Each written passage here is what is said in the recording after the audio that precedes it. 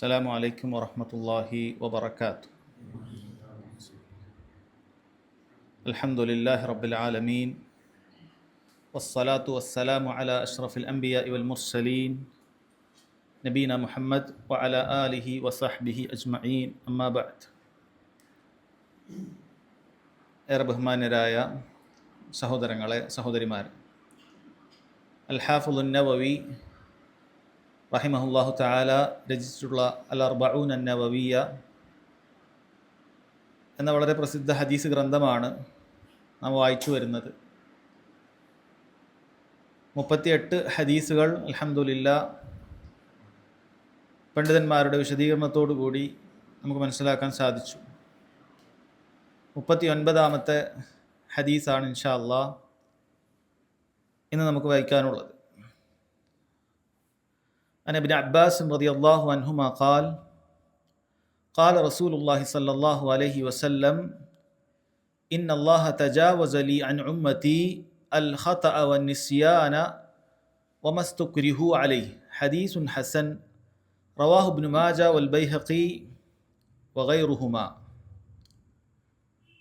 മഹാനായ Abdullahi Ibn Abbas റളിയല്ലാഹു അൻഹു ഉദ്ധരിക്കുന്ന ഹദീസിൽ അദ്ദേഹം പറയുന്നു, റസൂലുള്ളാഹി സ്വല്ലല്ലാഹു അലൈഹി വസല്ലം പറഞ്ഞു, ഇന്നല്ലാഹ തജാവസ ലി അൻ ഉമ്മതി, തീർച്ചയായും അല്ലാഹു സുബ്ഹാനഹു വ തആല എൻ്റെ ഉമ്മത്തിന് വേണ്ടി വിട്ടു തന്നിരിക്കുന്നു, അൽ ഖതഅ, അബദ്ധം സംഭവിച്ചത്, വൻ നിസ്യാന, അവർ മറന്നുപോയത്, വമസ്തുക്രിഹു അലൈഹി, അവർ നിർബന്ധിക്കപ്പെട്ട അവസ്ഥയിൽ ചെയ്തു പോയിട്ടുള്ള കാര്യം. ഇപ്പോൾ 3 രൂപത്തിലുള്ള പ്രവർത്തനങ്ങൾ ഈ ഉമ്മത്തിൽപ്പെട്ട ഒരു വ്യക്തിയിൽ നിന്നും ഉണ്ടായിക്കഴിഞ്ഞാൽ അല്ലാഹു സുബ്ഹാനഹു വ തആല അത് വിട്ടുകൊടുക്കും, മാപ്പാക്കി കൊടുക്കും എന്നാണ് പറഞ്ഞിട്ടുള്ളത്. ഒന്ന്, അവർ അബദ്ധവശാൽ ചെയ്യുന്ന ഒരു കാര്യം. രണ്ടാമത്, അവർ മറന്നുകൊണ്ട് ചെയ്യുന്ന ഒരു കാര്യം. മൂന്നാമത്, ആരെങ്കിലുമൊക്കെ നിർബന്ധിച്ചതിന് ശേഷം ആ നിർബന്ധിക്കപ്പെട്ടതിൻ്റെ അടിസ്ഥാനത്തിൽ മാത്രം ഒരാൾ ഒരു കാര്യം ചെയ്യേണ്ടി വന്നാൽ അത് അല്ലാഹു സുബ്ഹാനഹു വ തആല അവന് പുറത്തു കൊടുക്കും, വിട്ടുകൊടുക്കും എന്നാണ് ഈ ഹദീസിൻ്റെ സാരം. പണ്ഡിതന്മാർ പറയുന്നത് ദീനുൽ ഇസ്ലാമിൽ, ഉസൂലുൽ ഇസ്ലാമിൽപ്പെട്ട വളരെ മഹത്തായ ഒരു ഹദീസാണിത്.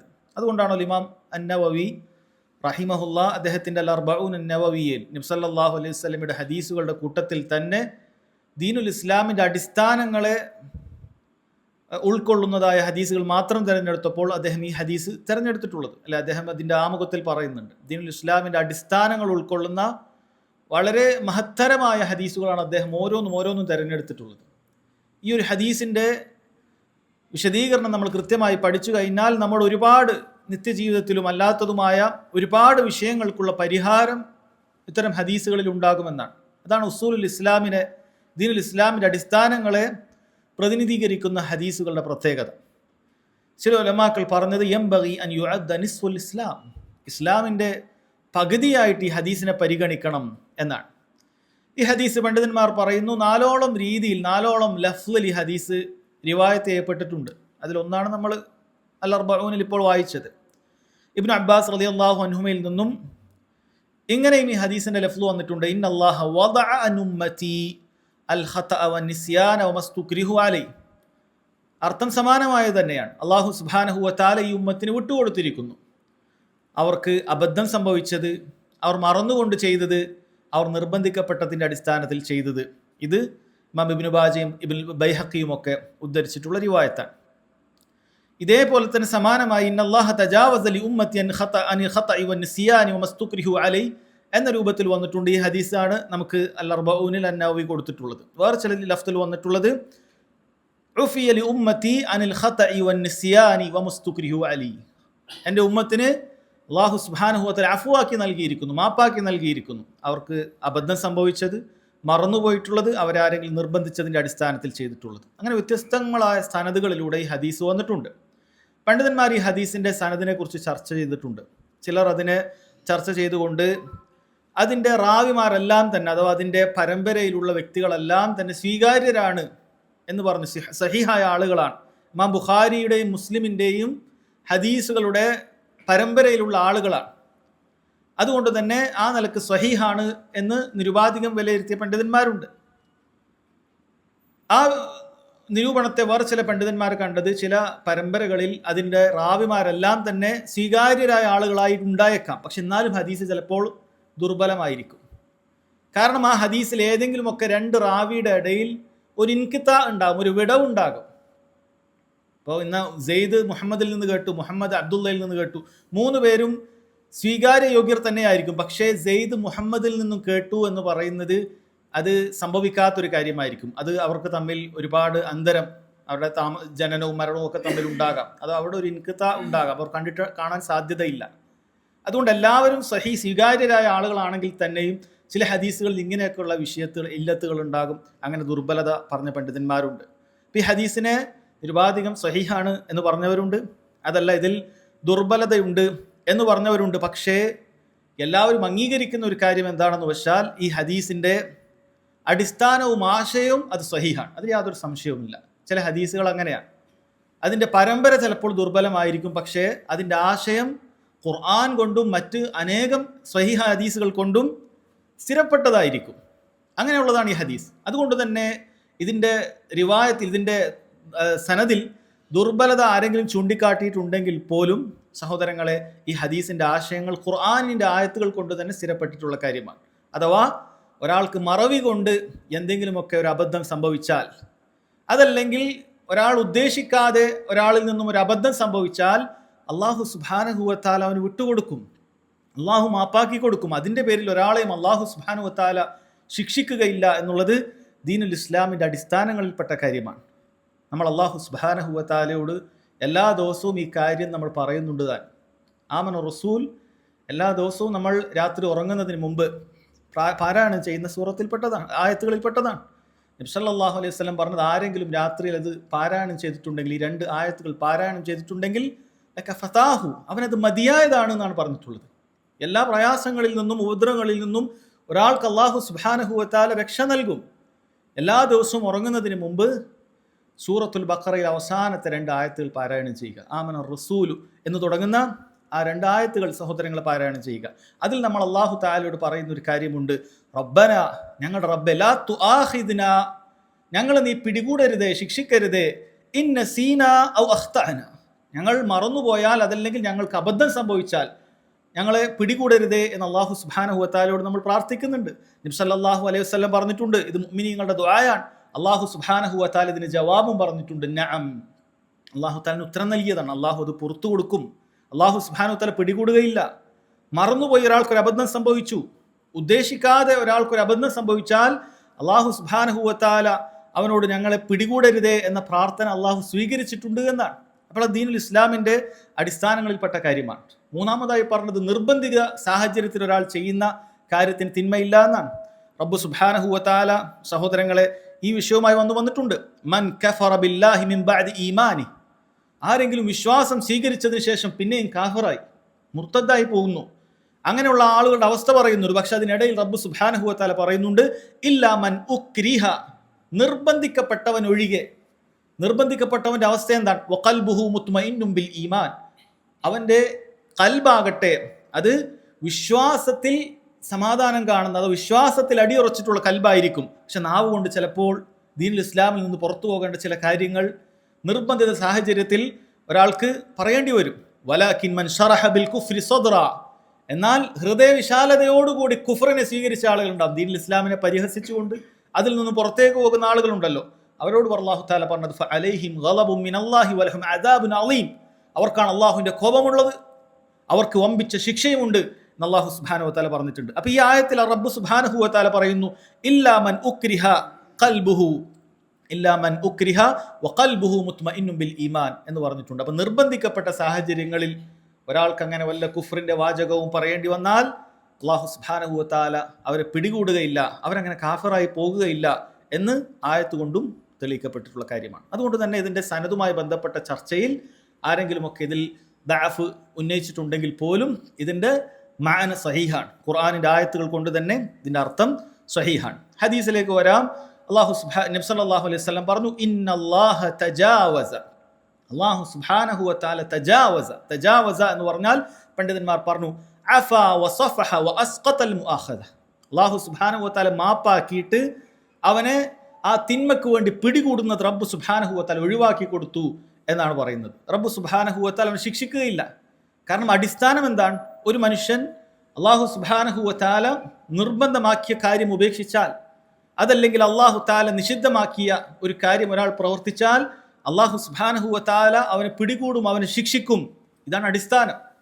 ഈ അടിസ്ഥാനത്തിൽ നിന്നും പുറത്തു പോകുന്ന കാര്യമാണിത്.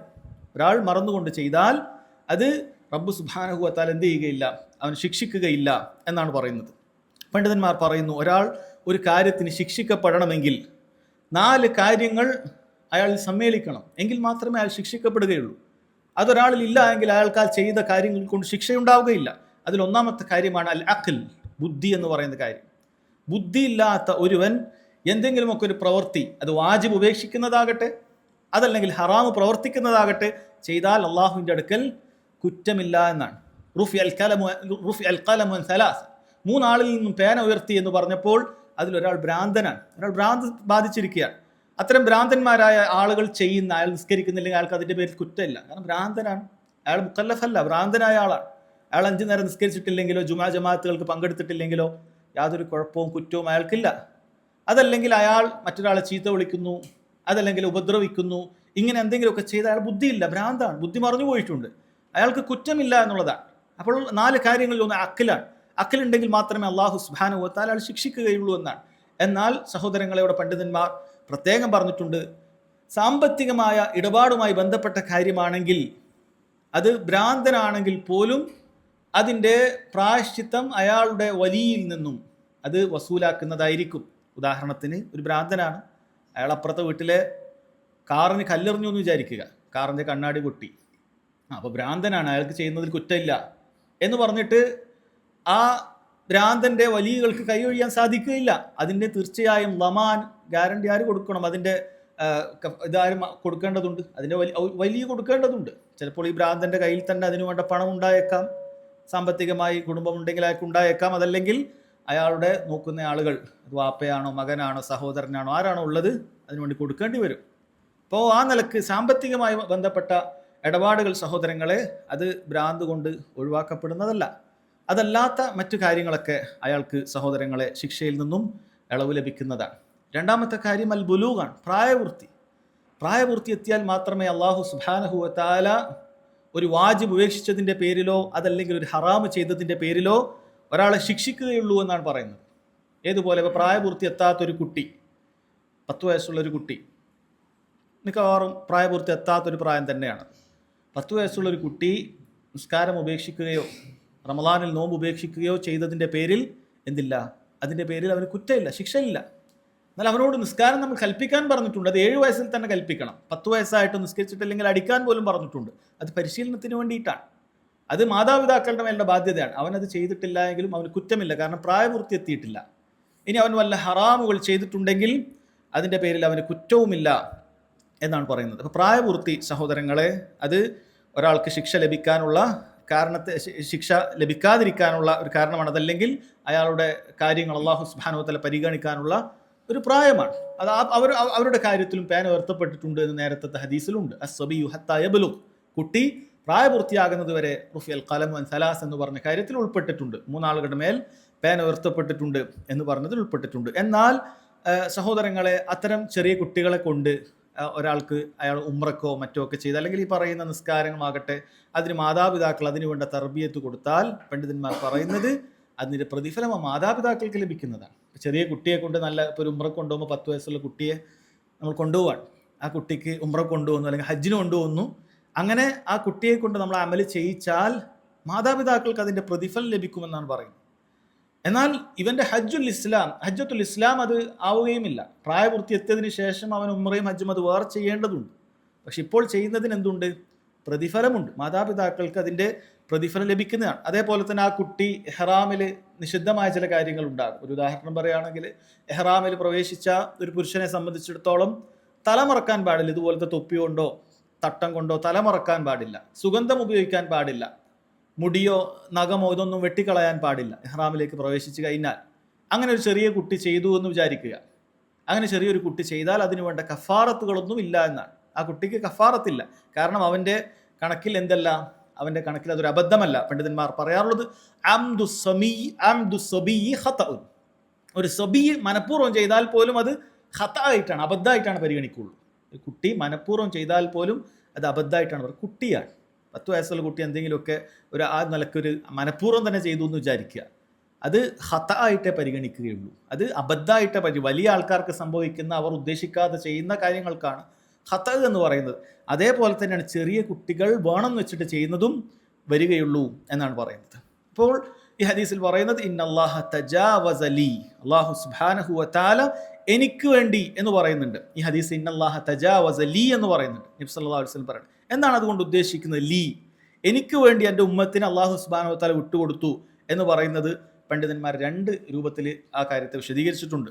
ഒന്ന്, നബി സല്ലല്ലാഹു അലൈഹി വസല്ലം റഹ്മത്തുൽ ലിൽ ആലമീനാണ്, ലോകങ്ങൾക്ക് കാരുണ്യമായിക്കൊണ്ട് അള്ളാഹു സുബ്ഹാനഹു വ തആല നിയോഗിച്ചിട്ടുള്ളതാണ്. മനുഷ്യർക്കാകട്ടെ ജിന്നുകൾക്കാകട്ടെ അള്ളാഹു സുബ്ഹാനഹു വ തആല കാരുണ്യം കൊണ്ട് നിയോഗിച്ച പ്രവാചകനാണ് റസൂലുള്ളാഹി സല്ലല്ലാഹു അലൈഹി വസല്ലം. അതുകൊണ്ട് ആ റസൂലുള്ളാഹി സല്ലല്ലാഹു അലൈഹി വസല്ലം അവിടത്തേക്ക് വേണ്ടി അള്ളാഹു സുബ്ഹാനഹു വ തആല അവിടുത്തെ ഉമ്മത്തിന് വേണ്ടി എന്ത് ചെയ്യാൻ, അവർക്ക് നബി സല്ലല്ലാഹു അലൈഹി വസല്ലമയുടെ ആ ബറക്കത്ത് കൊണ്ട് അവർക്ക് അതിൻ്റെ പാപങ്ങളൊക്കെ ഈ നിലക്കുള്ള പുറത്തു കൊടുക്കുകയാണ്. കഴിഞ്ഞുപോയ ഉമ്മത്തുകൾക്കൊക്കെ അതുണ്ട് എന്നാണ് പണ്ഡിതന്മാർ പറയുന്നത്. അവർ അബദ്ധവശാൽ ചെയ്താൽ അവർക്കതിന് കുറ്റമുണ്ട്, അവർ മറന്ന് ചെയ്താൽ പോലും ഉണ്ട്. എന്നാൽ നബി സല്ലല്ലാഹു അലൈഹി വസല്ലമയുടെ ഉമ്മത്തിന് അതില്ല. അതാണ് പ്രത്യേകം ഇന്നല്ലാഹ തജാവസ ലീ എന്ന് പറഞ്ഞത്. വേറെ ചില പണ്ഡിതന്മാർ പറഞ്ഞു അതുകൊണ്ട് ഉദ്ദേശിക്കുന്നത് ബിസബബി ദുആഇ വ ശഫാഅത്തി, ഞാൻ അള്ളാഹിനോട് പ്രത്യേകം ദുആ ചെയ്തിട്ടുണ്ട്, റസൂലുള്ളാഹി സ്വല്ലല്ലാഹു അലൈഹി വസല്ലം പ്രത്യേകം ദുആ ചെയ്തിട്ടുണ്ട്, ശഫാഅത്ത് ചെയ്തിട്ടുണ്ട്. എൻ്റെ ഉമ്മത്തിന് അബദ്ധം സംഭവിച്ചാൽ, മറന്നുകൊണ്ട് ചെയ്താൽ, നിർബന്ധിക്കപ്പെട്ട് ചെയ്താൽ അവരെ റബ്ബെ നീ ശിക്ഷിക്കരുതേ എന്ന് നബി സല്ലല്ലാഹു അലൈഹി വസല്ലം പ്രത്യേകം ദുആ ചെയ്തിട്ടുണ്ട്. ആ ദുആഇന്റെ അടിസ്ഥാനത്തിലാണ് അതുകൊണ്ട് ഉദ്ദേശിക്കുന്നത് എന്നാണ്. അവിടെ പണ്ഡിതന്മാർ പ്രത്യേകം പറയണം, റസൂലുള്ളാഹി സ്വല്ലല്ലാഹു അലൈഹി വസല്ലമയോട് നമുക്കുള്ള ഹക്ക് നിസ്സാരമല്ല. ആ റസൂൽ ഈ ഉമ്മത്തിന് വേണ്ടി ഒരുപാട് കാര്യങ്ങൾ അല്ലാഹു സുബ്ഹാനഹു വ തആല ദുആ ചെയ്തിട്ടുണ്ട്, പ്രയാസപ്പെട്ടിട്ടുണ്ട്. അതുകൊണ്ട് തന്നെ റസൂലുള്ളാഹിന്റെ ഹക്ക് നിസ്സാരമായ ഹക്കയല്ല. അത്രയും പ്രാധാന്യത്തോടു കൂടി നമ്മുടെ മനസ്സിൽ എപ്പോഴും റസൂലുള്ളാഹിക്ക് വേണ്ടിയിട്ടുള്ള ഹക്ക് നമ്മൾ പാലിക്കേണ്ടതുണ്ട്. എന്താണ് ഏറ്റവും വലിയ ഹക്ക്? എന്താണ് റസൂലുള്ളാഹിനോടുള്ള ഏറ്റവും വലിയ ഹക്ക്? എന്താണ്? റസൂലുള്ളാഹിനെ മറ്റെന്തിനേക്കാളും നമുക്ക് സ്നേഹിക്കാൻ സാധിക്കണം. അതാണ് അവിടുത്തെ ഏറ്റവും വലിയ ഹക്ക്. മറ്റെന്തിനേക്കാളും നമുക്ക് റസൂലുള്ളാഹി സ്വല്ലല്ലാഹു അലൈഹി വസല്ലമയെ സ്നേഹിക്കാൻ സാധിക്കണം. ലാ യുഅ്മിനു അഹദുക്കും, സല്ലല്ലാഹു അലൈഹി വസല്ലം പറഞ്ഞു, നിങ്ങളിൽ ഒരാളും മുഅ്മിനാവുകയില്ല ഹത്താ അകൂന അഹബ്ബ ഇലൈ മിൻ വാലിദിഹി വ വലദിഹി വന്നാസി അജ്മഈൻ, അവന് ഞാനായിത്തീരുന്നത് വരെ, അവൻ്റെ മാതാപിതാക്കളെക്കാൾ, അവൻ്റെ സന്താനങ്ങളെക്കാൾ, അല്ല ലോകത്തിലുള്ള മുഴുവൻ ആളുകളെക്കാളും അവന് ഞാൻ പ്രിയങ്കരനായി തീരുന്നത് വരെ ഒരാൾ മുഅ്മിനാവുകയില്ല എന്നാണ് പറഞ്ഞിട്ടുള്ളത്. നിസ്സാരമായൊരു കാര്യമല്ല ഇത്. പരീക്ഷണങ്ങൾ വരുമ്പോഴാണ് ഒരാൾ അടിപതറിപ്പോകുന്നത്. റസൂലുള്ളാഹിനെ ഇഷ്ടമാണ്, സ്നേഹമാണ് എന്നൊക്കെ എല്ലാവർക്കും വാദിക്കാൻ പറ്റും. പക്ഷെ ഒരു പരീക്ഷണം വരികയാണ്. എവിടെയാണ് റസൂലുള്ളാഹിനോടുള്ള ഹുബ്ബാണ് നിനക്ക് മറ്റെന്തിനേക്കാളും കൂടുതലുണ്ട് എന്ന് എവിടെയാണ് വരിക? ഒരാൾ തൻ്റെ മാതാപിതാക്കൾ അവനോട് റസൂലുള്ള പറഞ്ഞ ഒരു കാര്യത്തിനെതിരായി പറയാം. മാതാപിതാക്കൾ, അതിനേക്കാളും വലിയ ഹക്കുള്ള മനുഷ്യന്മാർ അവൻ്റെ ചുറ്റും ആരുമില്ല. ആ മാതാപിതാക്കൾ റസൂലുള്ളാഹിനെ ധിക്കരിക്കുന്ന ഒരു കാര്യം പറഞ്ഞാൽ ഒരിക്കലും തന്നെ ആ ധിക്കാരം നീ ചെയ്യാൻ പാടില്ല. മാതാപിതാക്കളെ ധിക്കരിക്കാണ് അവിടെ വേണ്ടത്. കാരണം റസൂലുള്ളാഹിനെ ധിക്കരിക്കാനാണ് പറഞ്ഞത്. ആ റസൂലുള്ളാഹിന്റെ ഹക്ക് സഹോദരങ്ങളെ മാതാപിതാക്കളുടെ മുമ്പിൽ അടിയറ വെക്കാവതല്ല. അതല്ലെങ്കിൽ മറ്റാരെങ്കിലും ആകട്ടെ, നീ വലിയ വില നൽകുന്ന ആളാകട്ടെ, അതൊരു ഭരണാധികാരിയാകട്ടെ, ആരുമാകട്ടെ, റസൂലുള്ളാഹി സ്വല്ലല്ലാഹു അലൈഹി വസല്ലം കൽപ്പിച്ചൊരു കാര്യത്തിനെതിരായി ഒരാൾ പ്രവർത്തിക്കാൻ പറഞ്ഞാൽ, അല്ലെങ്കിൽ അവിടുന്ന് നിഷിദ്ധമാക്കിയൊരു കാര്യം ഒരാൾ ചെയ്യാൻ പറഞ്ഞാൽ, ഒരാളും അത് ചെയ്യാൻ സഹോദരങ്ങളെ പാടില്ല. അതാരാണെങ്കിലും ശരി, അതാരാണെങ്കിലും സഹോദരങ്ങളെ അതങ്ങനെ തന്നെയാണ്. ഇനി നമ്മൾ ചിലപ്പോൾ നമ്മുടെ സാമ്പത്തികമായ രംഗങ്ങളിലായിരിക്കും നമ്മൾ പരീക്ഷിക്കപ്പെടുക. ഏതെങ്കിലും ഒക്കെ ഒരു കച്ചവടത്തിൻ്റെ രീതി റസൂലുള്ളാഹി സ്വല്ലല്ലാഹു അലൈഹി വസല്ലം വളരെ കൃത്യമായി അത് പലിശയാണ് എന്ന് പറഞ്ഞിട്ടുണ്ടാകും. അത് തൊടാൻ പാടില്ല, അത് പലിശയാണ് എന്ന് പറഞ്ഞ കാര്യമായിരിക്കും. പക്ഷേ സമ്പത്തിനോടുള്ള ഭ്രമം കാരണത്താൽ, അതല്ലെങ്കിൽ ദുനിയാവിനോടുള്ള മൊത്തത്തിലുള്ള സ്നേഹം കാരണത്താൽ അവിടെ നമ്മൾ അടിപതറിപ്പോകും. റസൂലുള്ളാഹി സ്വല്ലല്ലാഹു അലൈഹി വസല്ലം വാക്ക് ഇവിടെയുണ്ട്. നമ്മുടെ ആഗ്രഹങ്ങൾ, നമ്മൾ കെട്ടിയുണ്ടാക്കിയിട്ടുള്ള നമ്മുടെ കച്ചവട സാമ്രാജ്യങ്ങൾ ഇപ്പുറത്തുണ്ട്. ഏതാണ് നമ്മൾ സ്വീകരിക്കേണ്ടത്? റസൂലുള്ളാഹി സ്വല്ലല്ലാഹു അലൈഹി വസല്ലമയുള്ള ഹക്ക് അത് പാലിക്കുന്ന ആളുകൾ റസൂലുള്ളാഹിന്റെ കൽപ്പന സ്വീകരിക്കണം. എല്ലാത്തിനേക്കാളും അവൻ്റെ തലയിൽ അതായിരിക്കണം ഉണ്ടാക്കേണ്ടത്. സമിഅനാ വ അതഅനാ, ഞങ്ങൾ കേട്ടിരിക്കുന്നു, അനുസരിക്കുന്നു എന്ന രൂപത്തിലേക്ക് സഹോദരങ്ങളെ കാര്യങ്ങൾ മാറേണ്ടതുണ്ട്. ഇന്നല്ലാഹ തജാവസ ലീ അൻ ഉമ്മതി, നബി സല്ലല്ലാഹു അലൈഹി വസല്ലം പറയുന്നത് അല്ലാഹു സുബ്ഹാനഹു വ തആല എനിക്ക് വേണ്ടി എൻ്റെ ദുആ കൊണ്ട്, അല്ലെങ്കിൽ എൻ്റെ ശഫാഅത്ത് കൊണ്ട് എൻ്റെ ഉമ്മത്തിനെ വിട്ടുകൊടുത്തിരിക്കുന്നു. ഏതാണ് റസൂലുള്ളാഹിന്റെ ഉമ്മത്ത് എന്ന് പറയുന്നത്? ഉമ്മത്ത് എന്നുള്ളത് ഹദീസുകളിൽ 2 നിലക്ക് പ്രയോഗിച്ചത് കാണാൻ സാധിക്കും. അതുകൊണ്ട് പണ്ഡിതന്മാർ പറയുന്നത് ഉമ്മത്ത് രണ്ട് രൂപത്തിലുണ്ട്. ഒന്ന് ഉമ്മത്തു ദഅവ, നബി സല്ലല്ലാഹു അലൈഹി വസല്ലമയുടെ പ്രബോധിത സമൂഹം എന്ന് പറയുന്നത് മുഴുവൻ ആളുകളും, മുഴുവൻ മനുഷ്യരും അതിൽപ്പെട്ടു. റസൂലുള്ളാഹി സല്ലല്ലാഹു അലൈഹി വസല്ലം നബിയായി നിയോഗിതനായതിനു ശേഷം ബാക്കിയുള്ള ലോകത്തുള്ള മുഴുവൻ ജനങ്ങളും ഉമ്മത്തു ദഅവയാണ്. അത് അവിടുത്തെ ദഅവത്ത് സ്വീകരിക്കാൻ ബാധ്യസ്ഥരായിട്ടുള്ള ആളുകളാണ്. രണ്ടാമത്തെ വിഭാഗം ആ ദഅവത്തിന് ഉത്തരം കൊടുത്ത ഉമ്മത്തുൽ ഇജാബ, ആ ഉത്തരം നൽകിയ ആളുകളാണ്. അൽഹംദുലില്ലാഹ് നമ്മളൊക്കെ ആ ഉമ്മത്തുൽ ഇജാബയിൽപ്പെടുന്ന ആളുകളാണ്. റസൂലുള്ളാഹി സല്ലല്ലാഹു അലൈഹി വസല്ലമയുടെ ദഅവത്തിനെ സ്വീകരിച്ചിട്ടുള്ള ആളുകളാണ്. അതല്ലാത്ത ആളുകൾക്ക് മൊത്തത്തിൽ ഉമ്മത്ത് എന്ന് പറയും. ചില ഹദീസിൽ കാണാൻ സാധിക്കും, ലാ യസ്മഉ ബി മിൻ ഹാദിഹിൽ ഉമ്മ, ഈ ഉമ്മത്തിൽപ്പെട്ട ഒരാൾ എന്നെ കുറിച്ച് കേൾക്കുന്നില്ല, യഹൂദിയുൻ വലാ നസ്രാനിയുൻ, യഹൂദിയാകട്ടെ നസ്രാനിയാകട്ടെ, സുമ്മ ലാ യുഅ്മിനു ബിമാ ഉർസിൽതു ബിഹി, എനിക്ക് നിയോഗിക്കപ്പെട്ട, ഞാൻ ഏതു കാര്യം കൊണ്ടാണ് നിയോഗിക്കപ്പെട്ടത് ആ കാര്യത്തിൽ അവൻ വിശ്വസിക്കുന്നില്ല എങ്കിൽ ഇല്ലാ കാന മിൻ അഹ്ലിന്നാർ, നരകക്കാരനല്ലാതെ മറ്റൊന്നുമല്ല എന്നാണ്. ഒരു യഹൂദി റസൂലുള്ളാഹി സ്വല്ലല്ലാഹു അലൈഹി വസല്ലമയെ കുറിച്ച് കേട്ടിട്ടുണ്ട്, അവൻ വിശ്വസിക്കുന്നില്ല എങ്കിൽ ആ കേട്ടത് തന്നെ അവന് മതിയായതാണ്. അവൻ കേട്ടത് തന്നെ മതിയായതാണ്. അവൻ റസൂലുള്ളാഹിൽ വിശ്വസിക്കൽ അവൻ്റെ ബാധ്യതയാണ്. അവൻ്റെ റസൂലുള്ളാഹിൽ വിശ്വസിക്കൽ അവൻ ബാധ്യതയാണ്. നസ്രാനിക്കാകട്ടെ ഏത് മതക്കാരനാകട്ടെ അവൻ വിശ്വസിച്ചിട്ടില്ല എങ്കിൽ അവൻ കാഫിറാണ്, യാതൊരു സംശയവും അതിലില്ല. അപ്പൊ ഇവിടെ ഉമ്മ എന്ന് പറഞ്ഞതിൽ യഹൂദിയെയും നസ്രാനിയും ഉൾപ്പെടുത്തിയിട്ടുണ്ട്. അത് ഉമ്മത്തുൻ ദഅവയാണ്, റസൂലുള്ളാഹിന്റെ പ്രബോധിത സമൂഹം എന്ന് പറയുന്ന അർത്ഥത്തിലാണ്. എന്നാൽ ഇവിടെ ഈ ഹദീസിൽ ഉദ്ദേശിച്ചത് ആരെയാണ് സഹോദരങ്ങൾ? ഈ ഹദീസിൽ ഉദ്ദേശിച്ചത് അത് ഉമ്മത്തുൻ ഇജാബയാണ്. റസൂലുള്ളാഹിക്ക് ഇജാബത്ത് നൽകിയ, റസൂലുള്ളാഹിൽ വിശ്വസിച്ച, ലാ ഇലാഹ ഇല്ലല്ലാഹ് മുഹമ്മദുൻ റസൂലുള്ളാഹ് എന്ന ഷഹാദത്തിൽ വിശ്വസിച്ച ആളുകൾക്ക് ലഭിക്കുന്ന കാര്യമാണെന്ത്? അവർക്കാണ് ഈ പറയുന്ന കാര്യമുള്ളത്. അവർക്കാണ് ഈ പറയുന്ന കാര്യം റസൂലുള്ളാഹി സ്വല്ലല്ലാഹു അലൈഹി വസല്ലം ദുആ ചെയ്ത് അള്ളാഹുവിൽ നിന്ന് നേടിയെടുത്തത്. എന്താണ്? അവർക്ക് അബദ്ധം സംഭവിച്ചാൽ, അവർ മറന്നുപോയാൽ, അതല്ലെങ്കിൽ അവരെ ആരെങ്കിലുമൊക്കെ നിർബന്ധിച്ചു കഴിഞ്ഞാൽ അവർക്ക് അതിനുള്ള തെറ്റില്ല എന്ന് പറഞ്ഞിട്ടുള്ളത്. അതുകൊണ്ട് തന്നെ സഹോദരങ്ങളെ, ഈ ഹദീസിൽ പറയുന്ന കാര്യം നോക്കൂ. എന്താണ് ഒരാൾക്ക് ഖത എന്ന് പറയുന്നത്? ഒന്നാമതായി പറയുന്നത് ഇന്നല്ലാഹ തജാവസ ലി അൻ ഉമ്മതി അൽ ഖതഉ വൻ നിസ്യാൻ. അൽ ഖത ആണ് ആദ്യം പറഞ്ഞിട്ടുള്ളത്, അബദ്ധം എന്ന് പറയുന്ന കാര്യം. എന്താണ് അബദ്ധം എന്ന് പറയുന്ന കാര്യം? പണ്ഡിതന്മാർ പറയുന്നു, ഒരാൾ അബദ്ധം എന്ന് പറയുന്നത് മൂന്നാലൊരു കാര്യത്തിൽ സംഭവിക്കാം. ഒന്നുകിൽ ആ കാര്യത്തെക്കുറിച്ച് അവൻ അറിയില്ല, ഒരു കാര്യത്തെക്കുറിച്ച് അവൻ അറിയില്ല, അങ്ങനെ അബദ്ധം പിണയാം. അതല്ലെങ്കിൽ അവൻ ഉദ്ദേശിച്ചത് അതല്ല, മറ്റൊരു കാര്യമാണ് ഉദ്ദേശിച്ചത്, അങ്ങനെ അവൻ അബദ്ധം സംഭവിക്കാം. അതല്ലെങ്കിൽ അവൻ ഒരു ഉദ്ദേശവും അവനുണ്ടായിട്ടില്ല, അതായത് ഒരു ഭ്രാന്തനെ പോലെ ഒരു ഉദ്ദേശവും ഉണ്ടായിട്ടില്ല, അങ്ങനെ അവൻ അബദ്ധം സംഭവിക്കാം. ഇപ്പോൾ ഒന്നാമത് പറഞ്ഞ ഒരാൾക്കൊരു കാര്യത്തെക്കുറിച്ച് അറിയില്ല. ഉദാഹരണത്തിന് ഒരു വ്യക്തി അവൻ ഇഹ്റാമിലേക്ക് പ്രവേശിച്ചു, ഒരു വ്യക്തി മുഹരിമായി ഇഹ്റാമിൽ പ്രവേശിച്ചാൽ സുഗന്ധം പൂശുക എന്നുള്ളത് പാടില്ലാത്ത കാര്യമാണ് എന്നൊരാൾക്ക് അറിയില്ല എന്ന് വിചാരിക്കുക. അയാൾ അത് ചെയ്തു. അയാളെ സംബന്ധിച്ചിടത്തോളം ആ ജഹല് കാരണത്താൽ ഒരു ഖത സംഭവിച്ചു. ഒരു ഉദാഹരണം പറഞ്ഞു മാത്രം. വേറൊരാൾ നിസ്കാരത്തിൽ സംസാരിക്കുക എന്നുള്ളത് പാടില്ലാത്ത കാര്യമാണ്, നിസ്കാരം ബാത്തിലാക്കുന്ന കാര്യമാണ് എന്നൊരാൾക്ക് അറിയില്ല, അയാൾ സംസാരിച്ചു. അങ്ങനെയുള്ള ആളുകൾ ഉണ്ടായേക്കാം. പ്രത്യേകിച്ചും പുതുതായി ഇസ്ലാമിലേക്കൊക്കെ കടന്നു വന്ന ആൾ, അല്ലെങ്കിൽ ദീനുൽ ഇസ്ലാമോ യാതൊരു ബന്ധവുമില്ല, മുസ്ലിം ആണോ എന്ന് ചോദിച്ചാൽ അങ്ങനെയാണ്, പക്ഷേ ദീനുൽ ഇസ്ലാമോ യാതൊരു ബന്ധവുമില്ല. അപ്പോൾ അവർ ചിലപ്പോൾ അറിയില്ല, അവർ ചിലപ്പോൾ കൈ കെട്ടിയിട്ട് എന്തെങ്കിലുമൊക്കെ കണ്ട കുട്ടിയോടൊക്കെ ഉണ്ടാടുക്ക് എന്നൊക്കെ ചിലപ്പോൾ പറയും. അറിയില്ല. വയസ്സായ സ്ത്രീകളൊക്കെ അങ്ങനത്തോരുണ്ട്, അവർക്ക് അറിയില്ല ഇത് പാടില്ല എന്നുള്ളത്. അത് ഖതആണ്, കാരണം ജഹല് കൊണ്ട് സംഭവിച്ചു പോയിട്ടുള്ള കാര്യമാണ്. അവർക്ക് അറിയില്ല, ഇന്ന് വരെ ഒരാളും അവർക്ക് പറഞ്ഞു കൊടുത്തിട്ടില്ല, അവരൊരു സ്ഥലത്ത് അത് കേട്ടിട്ടുമില്ല. അത്രയും ജഹലിൽ ജീവിക്കുന്ന ആളുകളുണ്ട് സഹോദരങ്ങളെ. അപ്പം അങ്ങനെ ഒരാൾക്ക് സംഭവിച്ചാൽ അത് ഖത ആയിട്ടാണ് പരിഗണിക്കുന്നത്, ശർഅ അത് ഖത ആയിട്ടാണ് പരിഗണിക്കുന്നത്. രണ്ടാമത്തത് വൈമാ ലിഖസ്ദിഹി ഷൈഅൻ ആഖർ, അത് മറ്റൊരു കാര്യമാണ് ഉദ്ദേശിച്ചത്. ഏതുപോലെ ഒരാൾ മറ്റൊരാൾ ഉപദ്രവിക്കാൻ ഉദ്ദേശിച്ചിട്ടില്ല. ഉദാഹരണത്തിന് ഒരാൾ അയാളുടെ വീട്ടിലൊരു മാവുണ്ട്, അവിടെയുള്ള മാങ്ങ അയാൾ എറിഞ്ഞതാണ്. പെട്ടെന്ന് അത് തട്ടി വേറെ എവിടെയെങ്കിലൊക്കെ പോയി അപ്പുറത്തെ വീട്ടിലെ ആളുടെ തലയിൽ തട്ടി, അയാളുടെ തലയിൽ പരിക്കായി. സാധാരണഗതിയിൽ ഒരു മുഅ്മിനെ ഒരു മുള്ളു കൊണ്ട് ഉപദ്രവിക്കുന്നത് പോലും വലിയ ദുൽമായിട്ടുള്ള കാര്യമാണ്. പക്ഷേ ചിലപ്പോൾ ഇയാളെ തല പൊട്ടി സ്റ്റിച്ചിട്ടുണ്ടാവും. പക്ഷേ ദീനിൻ്റെ ശറഇൻ്റെ പരിഗണനയിൽ ഇതെന്താണ്? ഖത ആണ്. കാരണം അയാൾ അതൊരിക്കലും ഉദ്ദേശിച്ചിട്ടില്ല.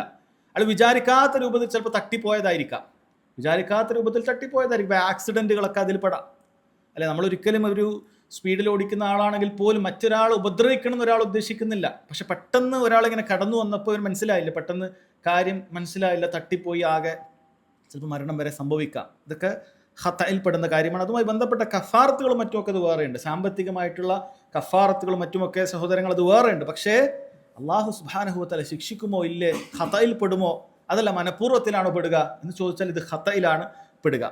അതേപോലെ മൂന്നാമതായി പറഞ്ഞ കാര്യം, അയാൾക്ക് ഒരു ഖസ്തുമില്ല. ഇപ്പോൾ ഒരു ഭ്രാന്തനെ സംബന്ധിച്ചിടത്തോളം അയാൾ അതിലാണ് പെടുക. അയാൾക്കൊരു ഖസ്തുമില്ലാത്ത ആളാണ്, ഒരു ഖസ്തും അയാൾക്ക് സഹോദരങ്ങളെ ഇല്ലാത്ത ആളാണ്, ഭ്രാന്തനെ പോലെ, അതല്ലെങ്കിൽ ഉറങ്ങുന്ന ഒരാളെ പോലെ.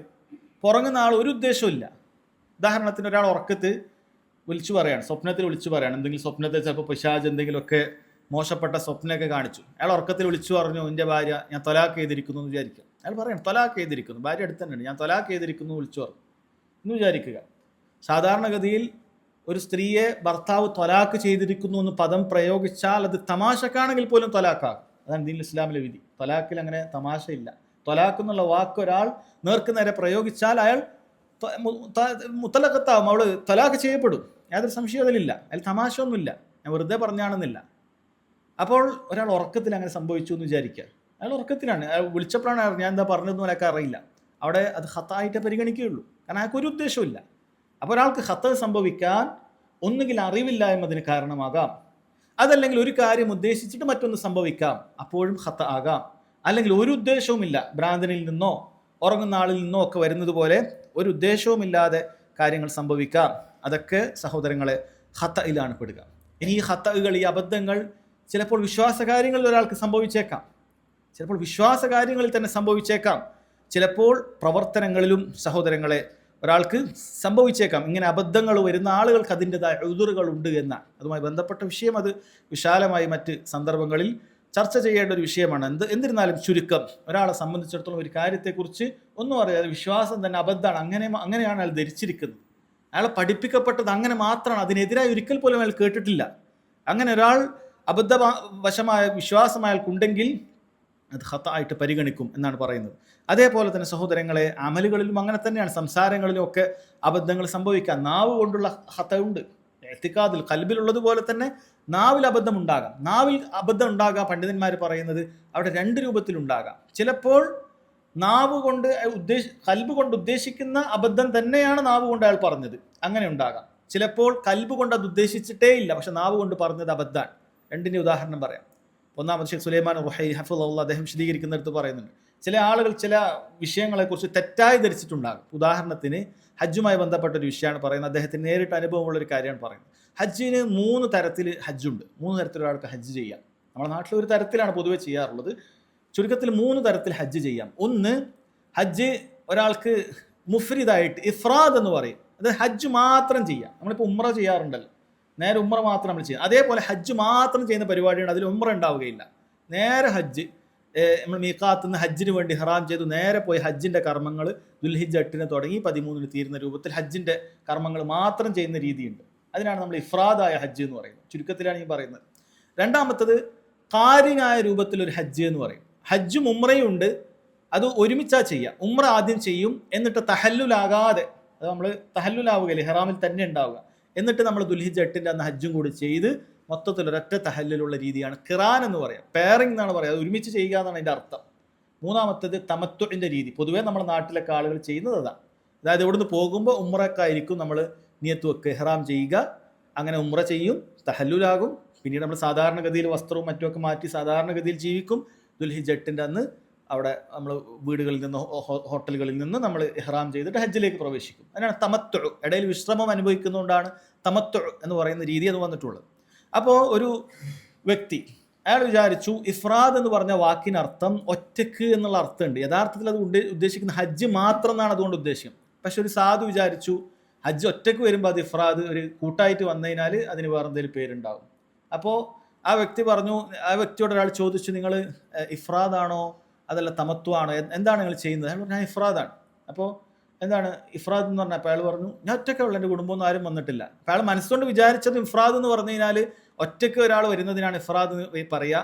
അതുകൊണ്ട് മനസ്സുകൊണ്ട് പറഞ്ഞതും വിശ്വസിച്ചതും അത് തന്നെയാണ്, അയാൾ നാവ് കൊണ്ട് അയാൾ പറഞ്ഞതും അത് തന്നെയാണ്, ഞാൻ ഇഫ്രാദായിട്ടാണ് ഹജ്ജ് ചെയ്യുന്നത് എന്നാണ് പറഞ്ഞിട്ടുള്ളത്. പക്ഷേ അയാൾക്കത് അബദ്ധമാണ് സംഭവിച്ചിട്ടുള്ളത്. കാരണം അയാൾക്ക് അറിയില്ല, അയാൾ വേറെ എന്തോ തെറ്റിദ്ധരിച്ചതാണ്.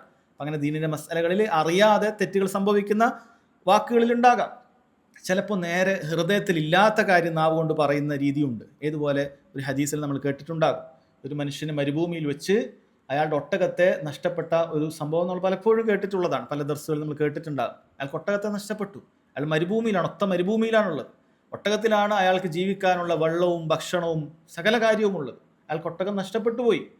അയാൾ മരണമല്ലാതെ മുന്നിൽ കാണുന്നില്ല. ഇന്നത്തെ പോലെ ആരെങ്കിലും നമുക്ക് ഫോൺ വിളിച്ചിട്ട് ഞാൻ ഇന്ന സ്ഥലത്തുണ്ട് ലൊക്കേഷൻ ഇട്ട് കൊടുത്ത് അയാൾ രക്ഷപ്പെടുത്താൻ വരും, ഇതൊന്നും നടക്കൂല. ഈ കാലഘട്ടത്തിൽ പോലും മരുഭൂമിയിൽ കുടുങ്ങി മരിക്കുന്നത് നമ്മൾ പലപ്പോഴും കാണാറുണ്ട്. പഴയ കാലത്ത് പറയേണ്ടതില്ല. അപ്പം അങ്ങനെ ഒരാൾക്ക് സംഭവിച്ചു. അയാൾ മരണം മാത്രം മുന്നിൽ കാണുന്നത്, ഇനി ഒരാൾ രക്ഷപ്പെടുത്താനില്ല, അങ്ങനെ ഒരു വഴിയിലാണുള്ളത്.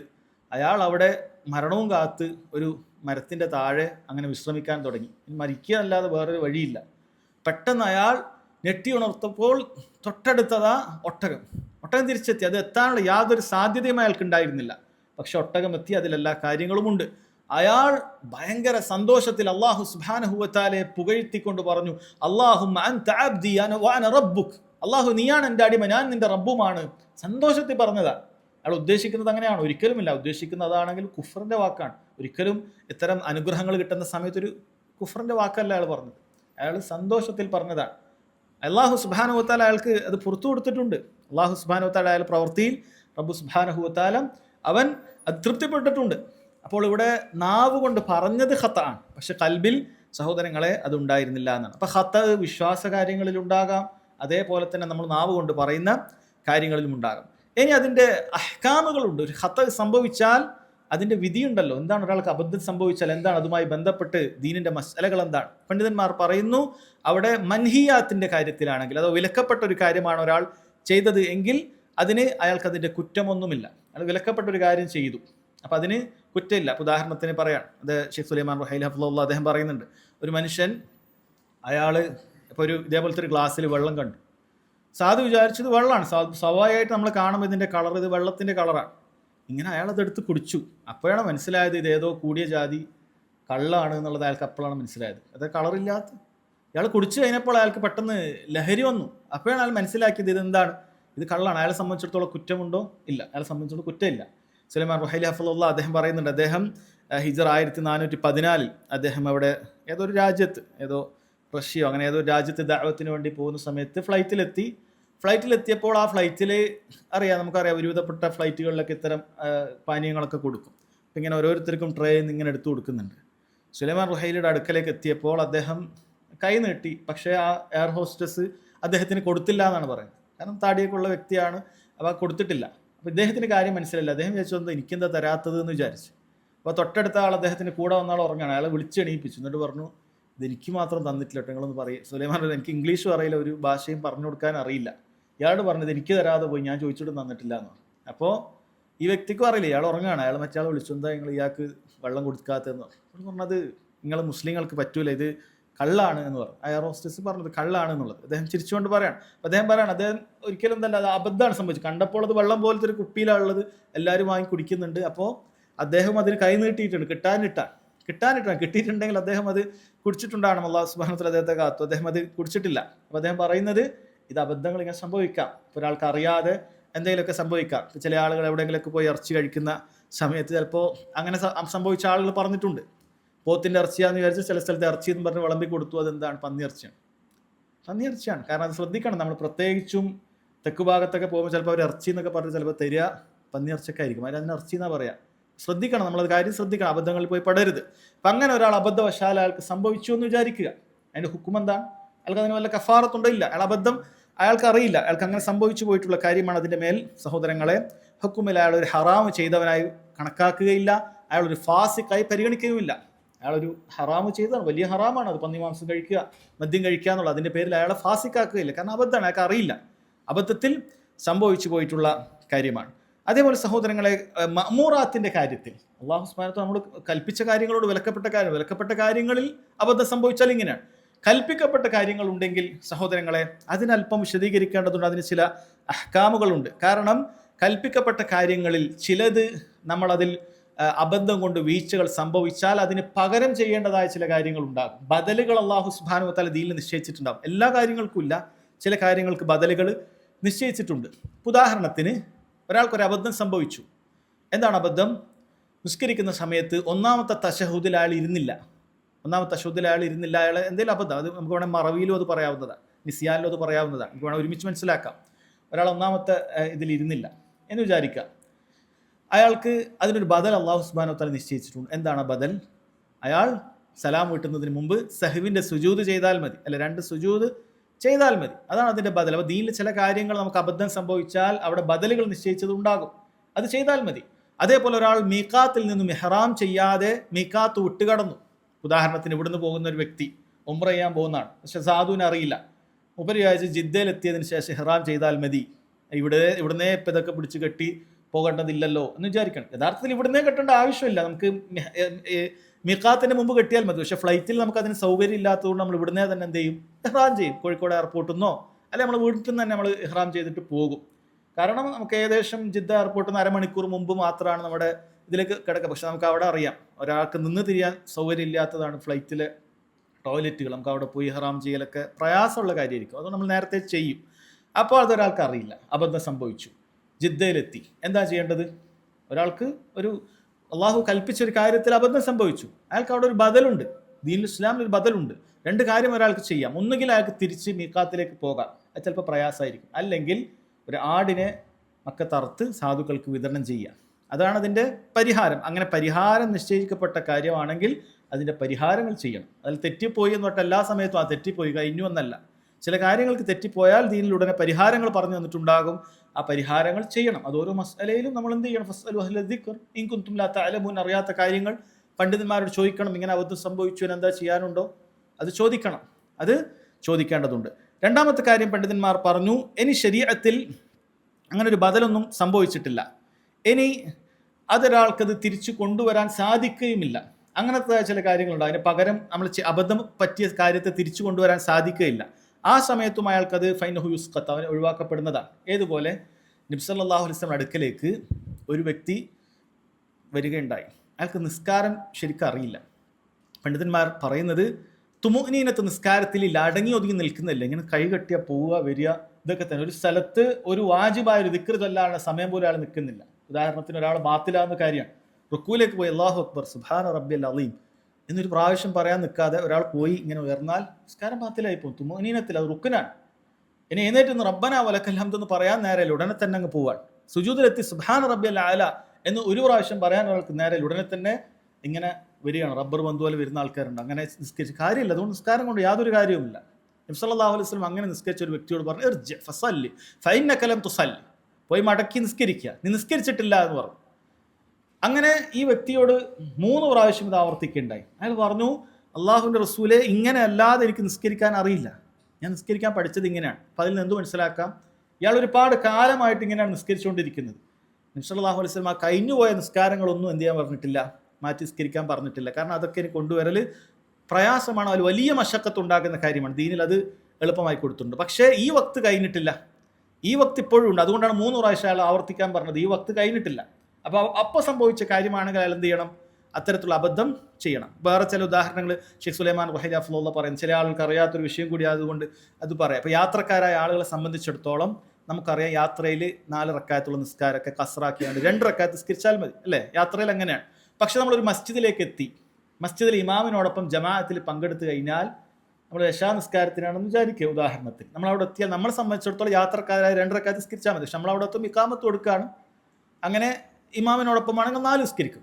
പക്ഷേ ചില സമയത്ത് നമ്മൾ എത്തുമ്പോഴേക്ക് എന്തായിരിക്കും, ചിലപ്പോൾ ഇമാമ് 2 റക്അത്ത് കഴിച്ചിട്ടുണ്ട്. അപ്പോൾ നമ്മൾ വിചാരിക്കും കണക്കായി, നമ്മൾ 2 റക്അത്ത് കഴിഞ്ഞ് സലാം വീട്ടിയാൽ മതി എന്ന് വിചാരിക്കും. അങ്ങനല്ല, ഇമാമ് പൂർണ്ണമായി ഇമാമിനെ പിൻപറ്റണം. ഇന്നമാ ജുഇലൽ ഇമാമു ലിയുത്തമ്മ ബിഹി, തീർച്ചയായും ഇമാമിനെ നിശ്ചയിച്ചിട്ടുള്ളത് പിന്തുടരപ്പെടുന്നതിന് വേണ്ടിയിട്ടാണ്.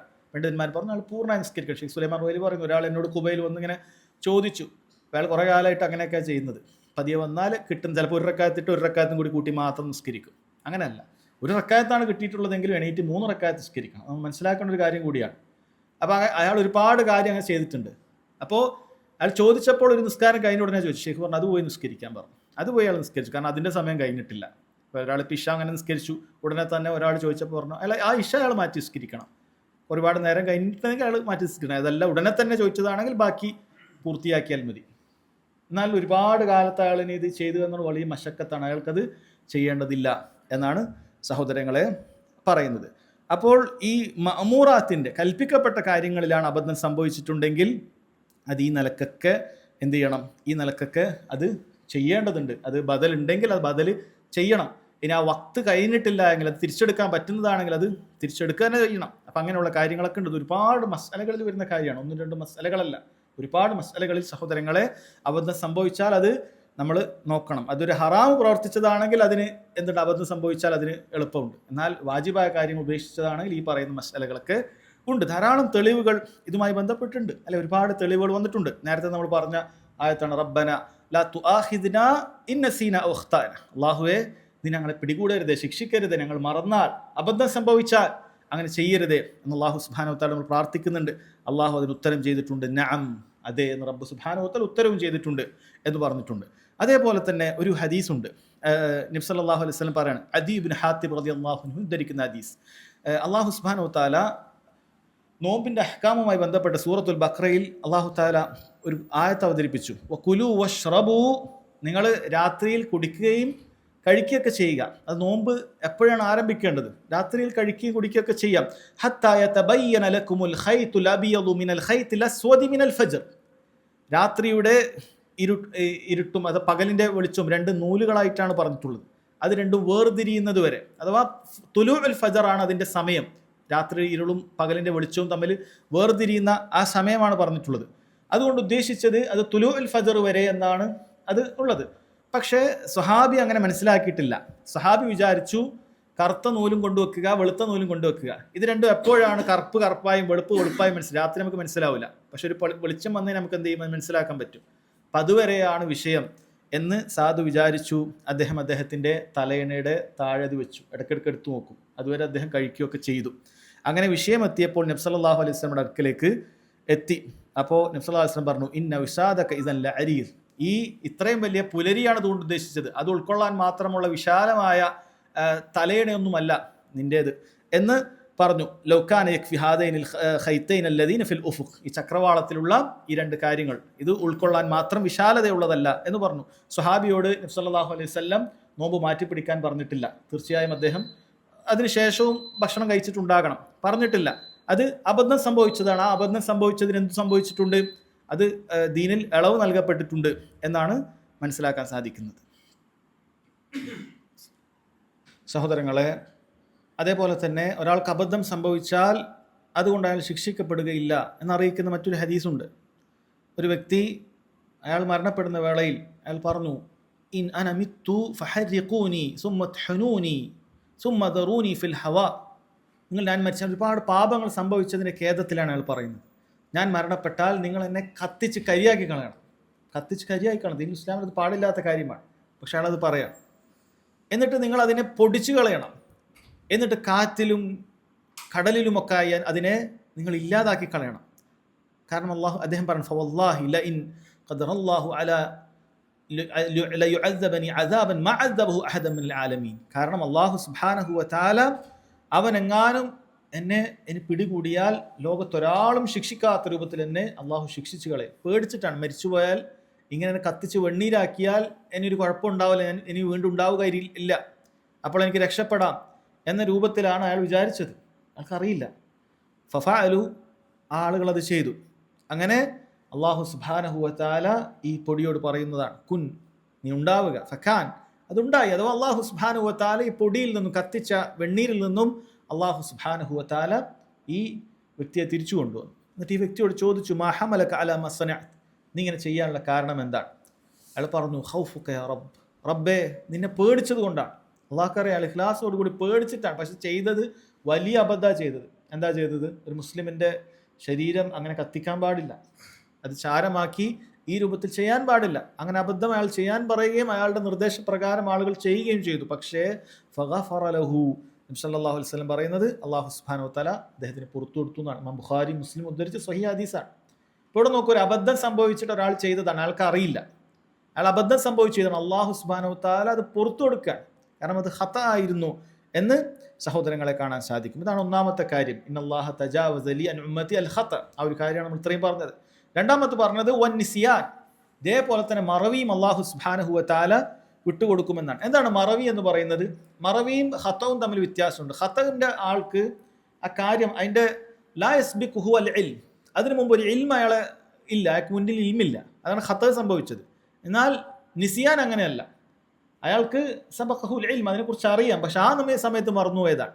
ആ സമയത്ത് മറന്നുപോയതാണ്. നമ്മൾ നേരത്തെ പറഞ്ഞതുപോലെ നിസ്കാരത്തിൽ 2 തശഹുദ് ഉള്ളത് എല്ലാവർക്കും അറിയാം, പക്ഷെ മറന്നു, ഒന്നാമത്തെ തശഹുദ് മറന്നു, അയാൾ എഴുന്നേറ്റതാണ്. അങ്ങനെ സംഭവിക്കാം. അതാണ് നിസിയാനും ഖതവും തമ്മിലുള്ള വ്യത്യാസം. സഹോദരങ്ങളെ, അങ്ങനെ നിസിയാൻ സംഭവിച്ചാൽ നേരത്തെ നമ്മൾ ഖതഇന്റെ കാര്യത്തിൽ, അബദ്ധത്തിന്റെ കാര്യത്തിൽ പറഞ്ഞതുപോലെ തന്നെ അതിന് അഹ്കാമുകളുണ്ട്. ഒന്നാമതായത് മൻഹിയാത്തിന്റെ വിലക്കപ്പെട്ട കാര്യങ്ങളിലാണ് ഒരാൾ മറന്നിട്ടുള്ളെങ്കിൽ നേരത്തെ പറഞ്ഞ അതേ അഹ്കാമ് തന്നെയാണിത്. സാമ്പത്തികമായ ഇടപാടുകളിലോ മറ്റോ ആണെങ്കിൽ അതിന് അളവൊന്നും നൽകുകയില്ല. അതല്ലാത്ത കാര്യമാണെങ്കിൽ ഒരാൾ മറന്നുകൊണ്ട് ചെയ്താൽ അയാൾക്ക് അളവുണ്ട്. എത്രത്തോളം ഒരാൾ നജസ് ശരീരത്തിൽ നിന്ന് വൃത്തിയാക്കുക എന്ന് പറയുന്നത് എന്താണ്? നിസ്കാരത്തിൽ ബാധ്യതയാണത്, ഷർത്താണ്. ശരീരത്തിൽ ഇപ്പോൾ ഒരാൾ ഒരു കുട്ടിയെടുത്തപ്പോൾ അതിൽ നിന്ന് ഒരല്പം മൂത്രം വസ്ത്രത്തിലായി എന്ന് വിചാരിക്കുക. അയാൾ മറന്നുപോയി, അത് വൃത്തിയാക്കാൻ മറന്നുപോയി, അയാൾക്കറിയാം, പക്ഷെ അയാൾ മറന്നുപോയി. അയാൾ അങ്ങനെ നിസ്കരിച്ചു. നിസ്കാരത്തിന് ശേഷമാണ് നജസ് ഉള്ളതായി അറിയപ്പെടുന്നതെങ്കിൽ അയാൾക്ക് അതിലളവുണ്ട് എന്നാണ്. അതുകൊണ്ട് അങ്ങനെയുള്ള മൻഹിയാത്തുകളുടെ കാര്യത്തിലാണ് അയാൾക്ക് അത് സംഭവിച്ചിട്ടുള്ളത് എങ്കിൽ അയാൾക്ക് അളവുണ്ട്. എന്നാൽ സാമ്പത്തികമായി മറ്റുമൊക്കെ ഇടപാടാണെങ്കിൽ അത് മറന്നു എന്നുള്ളത് കൊണ്ട് അയാൾക്ക് എന്ത് ചെയ്യുകയില്ല, ഇളവ് നൽകുകയില്ല. സാമ്പത്തികമായ കാര്യം മറന്നുകൊണ്ട് ഞാൻ പൈസ കൊടുത്തിട്ടില്ല എന്ന് പറഞ്ഞാൽ അതുകൊണ്ട് കഴിഞ്ഞു എന്നല്ല, അത് അപ്പോൾ കൊടുക്കാൻ ബാക്കിയുള്ളത് തന്നെ അത് കൊടുക്കണം. എന്നാൽ കൽപ്പിക്കപ്പെട്ട കാര്യം നമ്മൾ നേരത്തെ പറഞ്ഞതുപോലെ തന്നെ ഇതേപോലെ ബദലുള്ള കാര്യമാണെങ്കിൽ ശരീഅത്ത് അതിനൊരു പകരം ഒരു അമൽ നിശ്ചയിച്ചിട്ടുണ്ട്, അത് ചെയ്യണം. തശഹുദുൽ അവൽ മറന്നുപോയാൽ ഒരു ബദലുണ്ട്. എന്താണ് ആ ബദൽ? അവസാനം നമുക്ക് എന്ത് ചെയ്യാം? സഹവിന്റെ സുജൂദ് ചെയ്യാവുന്നതാണ്. സഹവിന്റെ സുജൂദ് ഒരാൾ മറന്നുപോയാലോ അതിനൊരു ബദലില്ല, അതിനൊന്നും ചെയ്യാനില്ല, അല്ലെ? വാജിബ് ഒഴിവാക്കിയാൽ സഹവിന്റെ സുജൂദ് കൊണ്ട് അത് പരിഹരിക്കപ്പെടും. സഹവിന്റെ സുജൂദ് ഒരാൾ മറന്നുപോയാലോ അതിനൊരു ബദലില്ല, അവിടെ ഇതിനൊന്നും ചെയ്യേണ്ടതില്ല. പക്ഷെ ആദ്യം അതിന് സഹോദരങ്ങളെ ബദലുണ്ട്. അതേപോലെ തന്നെ നിസ്കാരവും മറ്റുമൊക്കെ ആണെങ്കിലോ ഒരാൾ മറന്നുപോയാൽ എന്താ ചെയ്യേണ്ടത്? അതിന് ബദലുണ്ട്. ഓർമ്മ വന്നാൽ ഉടനെ നിസ്കരിക്കണം. നബി സല്ലല്ലാഹു അലൈഹി വസല്ലം അത് പറഞ്ഞിട്ടുള്ള കാര്യമാണ്. മൻ നസിയ സ്വലാത്തൻ, ആരെങ്കിലും നിസ്കാരം മറന്നാൽ ഫല്യുസല്ലി ഇദാ ദക്കർ, അവൻ എന്ത് ചെയ്യട്ടെ? ഓർമ്മ വന്നാൽ അവൻ നിസ്കരിക്കട്ടെ എന്നാണ്. അതാണ് അതിന്റെ പരിഹാരം. ഒരാൾ എന്നും നിസ്കരിക്കുന്ന വ്യക്തിയാണ്, പക്ഷെ എന്തോ തിരക്കിൽ പെട്ടെന്ന് ഞാൻ നിസ്കരിച്ചു എന്നുള്ള ഓർമ്മയിൽ ചിലപ്പോൾ ചില ആൾക്ക് സംഭവിക്കാം. ഈ അടുത്തൊരു സഹോദരൻ ചോദിച്ചിട്ടേ ഉള്ളൂ. അതായത് അയാൾ ഇന്നലെ ഇശാ നിസ്കരിച്ചു എന്ന് വിചാരിച്ചിട്ട് മറന്നുപോയി. പിറ്റേന്ന് ളുഹറിന്റെ സമയമായപ്പോഴാണ് ഓർമ്മ വന്നു, ഞാൻ ഇന്നലെ ഇശാക്ക് പോയിട്ടില്ല, ഞാൻ എന്താ ചെയ്യേണ്ടതെന്നാണ് ചോദിക്കുന്നത്. എന്താ ചെയ്യേണ്ടത്? ഉടനെ നിസ്കരിക്കുക എന്നുള്ളതാണ്. ഉടനെ നിസ്കരിക്കണം. പിന്നെ പിറ്റേന്ന് അടുത്ത ഇശാ വരെ കാത്തിക്കേണ്ടതില്ല. ഉടനെ അയാൾ എന്ത് ചെയ്യണം? അത് നിസ്കരിക്കണം. അതേ അവസ്ഥ തന്നെയാണ് ഉറങ്ങിപ്പോയാൽ അയാൾ ഉടനെ എണീറ്റ ഉടനെ എന്ത് ചെയ്യണം? അത് നിസ്കരിക്കേണ്ടതുണ്ട്. അപ്പം അങ്ങനെയുള്ള കാര്യങ്ങൾക്ക് സഹോദരങ്ങളെ എന്താണ് അതിൻ്റെ പരിഹാരം? അത്തരം കാര്യങ്ങൾ അത് നമ്മൾ നിലകൊണ്ടുവരിക എന്നുള്ളതാണ്. എന്നാൽ ചില കാര്യങ്ങൾക്ക് നമുക്കത് ചെയ്യാൻ പറ്റാത്തതായ അവസ്ഥയുണ്ട്. സൽമാൻ റുഹൈലി റളിയല്ലാഹു അദ്ദേഹം ഒരു ഉദാഹരണത്തിൽ കൊടുത്ത് ഞാൻ അത് തന്നെ പറയാം. ഉദാഹരണത്തിന് അദ്ദേഹം പറയാണ്, ചെറിയ കുട്ടി, വയറ്റിലുള്ള കുട്ടി അത് പ്രസവിക്കപ്പെടുന്നതിന് മുമ്പ് തന്നെ മരണപ്പെട്ടു പോയാൽ അതിന് ചില അഹ്കാമുകളുണ്ട്. 4 മാസം കഴിഞ്ഞിട്ടാണെങ്കിൽ അതിൽ റൂഹ് ഊതപ്പെടുന്നതായിട്ടാണ് കണക്കാക്കുന്നത്. അതൊരു മനുഷ്യക്കുഞ്ഞ് തന്നെയാണ്.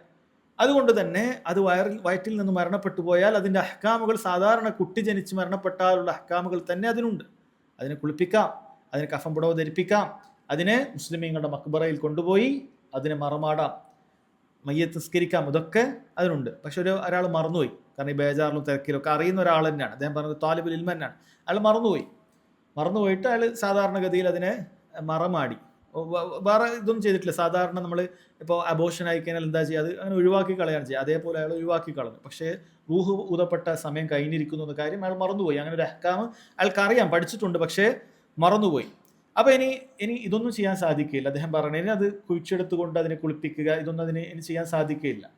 ഇനി ബാക്കിയുള്ളത് ഒരു മാസത്തിനുള്ളിലൊക്കെ ആണെങ്കിൽ ഖബറിങ്ങിൽ പോയി എന്ത് ചെയ്യുക? മയ്യത്ത് നിസ്കരിക്കാം. അപ്പം അതേ ഇനി ചെയ്യാൻ സാധിക്കുകയുള്ളൂ. അപ്പം അങ്ങനെ ചില കാര്യങ്ങൾ നമുക്കിനി വിട്ടുപോയാൽ അത് ചെയ്യാൻ സാധിക്കാത്തതുണ്ടാകും, അത് ഒഴിവാക്കപ്പെടും. ചെയ്യാൻ സാധിക്കുന്ന കാര്യം അത് ചെയ്യുകയും വേണം എന്നാണ്. ഇതിനും ധാരാളം തെളിവുണ്ട്. നമ്മളിപ്പോൾ പറഞ്ഞ നിസ്കാരത്തിന്റെ കാര്യം, മറന്നുപോയാൽ നിസ്കരിക്കണം എന്ന് പറഞ്ഞു. അതേപോലെ തന്നെ നോമ്പിന്റെ വിഷയത്തിൽ പറഞ്ഞു, മൻ നസിയ വഹുവ സായിം ഫഅകല ഔ ശരിബ ഫല്യുതിമ്മ സൗമ, ആരെങ്കിലും മറന്നുകൊണ്ട് നോമ്പുകാരനായിക്കോ ഭക്ഷണം കഴിക്കുകയോ വെള്ളം കുടിക്കുകയോ ചെയ്താൽ ഫല്യുതിമ്മ സൗമ, അവനവന്റെ നോമ്പ് പൂർത്തിയാക്കട്ടെ. ഫഇന്നമാ അത്അമഹു അല്ലാഹു വസഖാ, അല്ലാഹു സുബ്ഹാനഹു വ തആല അവനെ കുടിപ്പിച്ചത് അവനാണ്, അല്ലാഹുവാണ് അവനെ വെള്ളം നൽകിയത് എന്നാണ് പറഞ്ഞിട്ടുള്ളത്.